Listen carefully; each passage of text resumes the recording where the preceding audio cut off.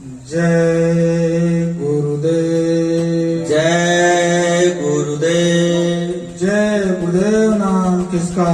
प्रभु का। प्रभु का पावन नाम। जय गुरुदेव। बाबा जय गुरुदेव जी महाराज का कहना है शाकाहारी रहना है, शाकाहारी हो जाओगे, बीमारियों से बच जाओगे, हाथ जोड़कर विनय हमारी हो जाए सब शाकाहारी। बाबा जी की अर्जी है, आगे आपकी मर्जी है। जय गुरुदेव। जय गुरुदेव। सप्त रूप में सर्वत्र विराजमान परम पूज्य स्वामी जी महाराज तथा उनके उत्तराधिकारी पूज्य महाराज जी के चरण कमल में कोटि कोट नमन प्रणाम वंदना करते हुए इस सत्संग समारोह में दूर दराज से पधारे हुए सभी सत्संगी प्रेमी भाई बहनों से हाथ जोड़कर सादर जय गुरुदेव। जय गुरुदेव। देखिए, हम लोगों को ये जो मानव शरीर मिला हुआ है ये बहुत सौभाग्य से मिला हुआ है, और इससे अधिक सौभाग्य की बात यह है कि इस मानव शरीर में बैठ करके सत्संग सुनने का अवसर मिला है। और ये जो मानव शरीर है हम लोगों को कितने दिनों को लिए मिला हुआ है ये हम लोगों को नहीं पता, लेकिन जिसने इस मानव शरीर को हम लोगों को दिया है उसको अवश्य मालूम है कि हम लोगों को इस शरीर में कितने दिनों तक रहना है। देखिए, महात्माओं ने कहा, बड़े भाग्य मानुष तन पावा, सुर दुर्लभ सब ग्रंथ गावा। इस मानव शरीर इतना मूल्यवान है कि इसको पाने के लिए देवी देवता ऋषि मुनि सब तरसते हैं, क्योंकि मानव शरीर ही ऐसा शरीर है जिसके अंदर उस प्रभु पाने का रास्ता है। इसलिए हम लोगों को चाहिए कि अच्छे महापुरुष की तलाश करके अपने जीवात्मा का कल्याण कराए, लेकिन हम लोग मन और माया का वशीभूत होकर के इसी जीवन में अपना जीवन बर्बाद कर ले रहे हैं। महात्माओं ने कहा है, इस ईश्वर यंश जीव अविनाशी, चेतन अमल सहज सुखराशि, सो माया बस भयउ गोसाई, बधेव कीर मरकट की नाई। ये जो हम लोगों को ये मानव शरीर मिला है ये जड़ और चेतन है। ये जो आत्मा है ये चेतन है, और जो शरीर है ये जड़ है।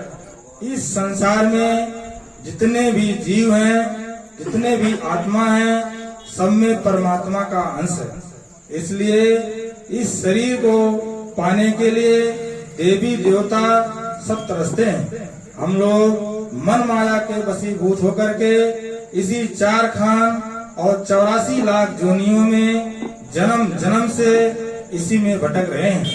ये जो आत्मा है उस परमात्मा का अंश है, लेकिन मन माया के वशीभूत होने के कारण इसी 4 खान और 84 लाख जोनियों में भटक रही है। जिस प्रकार से एक शिकारी एक बंदर को पकड़ने के लिए वो एक मिट्टी के घड़े में जो सुराही आकार की घड़ा होता है उसमें चने को डाल करके एक जंगल में किसी मट्टी में वो दबा देता है, और जब बंदर आता है उस चने के लालच में उस घड़े में हाथ डालकर चने निकालने की कोशिश करता है। लेकिन अगर वही हाथ उस घड़े से अगर चना छोड़ दे तो उसका हाथ निकल जाता है, लेकिन मोह के कारण उस चने को पकड़ करके हाथ को बाहर निकालना चाहता है लेकिन नहीं निकलता।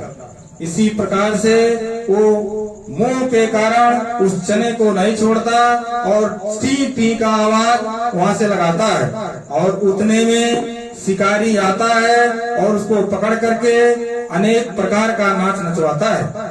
इसी प्रकार से देखिए, तोता को पकड़ने के लिए शिकारी एक नालनी यानी घिरनी लगा देता है और वहाँ अनेक प्रकार के फल लाकर रख देता है, और तोता क्या करता है, उस फल के लालच में, खाने के चक्कर में उसी नालनी पे जाकर के बैठता है, और जो ही फल खाने की कोशिश करता वो नालनी घूम जाता, और नालनी घूमने की वजह से उस पंजे से पकड़ करके वो नीचे लग जाता। लेकिन अगर वो उस नालनी को छोड़ दे यानी घिरनी को छोड़ दे तो आसमान में उड़ सकता, लेकिन कुछ कारणवश वो नहीं छोड़ता, अज्ञानता के कारण उसको पकड़े हुए रहता है, और शिकारी आता है उसको पकड़ ले जाता है। इसी प्रकार से जिस प्रकार बंदर को पकड़ने के लिए वो मोह के लालच में फंसकर नहीं छोड़ता, इसी प्रकार तोता अज्ञानता के कारण नहीं छोड़ता, तो इसी प्रकार ये मानव भी